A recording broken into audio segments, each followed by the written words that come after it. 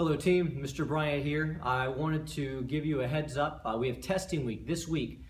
With the testing week, I wanted to give you an outline of what to expect. First of all, we're going to be grading on a 1 to 3 basis. So if you get a 1, that means you didn't do it at all. If you get a 2, you did it some of the time. 3, you did awesome, you did it the entire time. That said, there are going to be the requirements to go from your belt to your next belt. If you get 2 number 1s in any area, meaning you didn't do it at all, on let's say your basic techniques, then you're going to have to retest on it again before you can actually go to graduation. If you go through the testing and you pass on certain material but not others, you only have to retest on the material that you didn't pass on. So if you do awesome on your grabs but need some more work on your basics, then you'll just have to retest on your basics. There's 4 areas that we're going to be testing you on. The 4 areas we're looking at, number 1 is your intensity, which means locking your technique out. Every technique, especially your kicks. Most people will lock the punches out but forget to with their kicks. I would prefer a lower, stronger kick than a higher flailing one.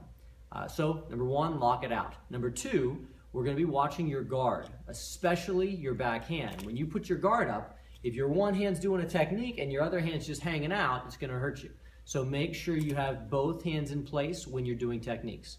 The 3rd area we're going to watch is the chamber on your strikes, which means if I'm throwing a reverse punch and my hand starts down here and then I throw the punch, it's not the same as starting with it in place and throwing the punch.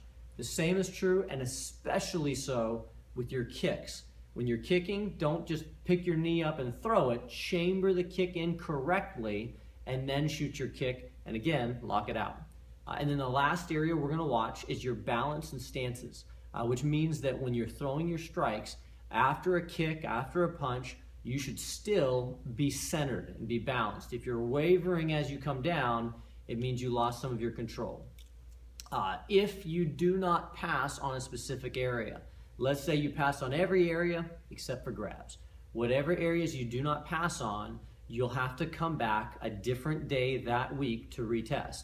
So my recommendation is plan on coming earlier in the week if possible, so that if you don't pass on a certain area, you can come back and retest it later on in the week. Rather than making your first class Friday, the day before graduation, make sure that you come in advance so you're ready.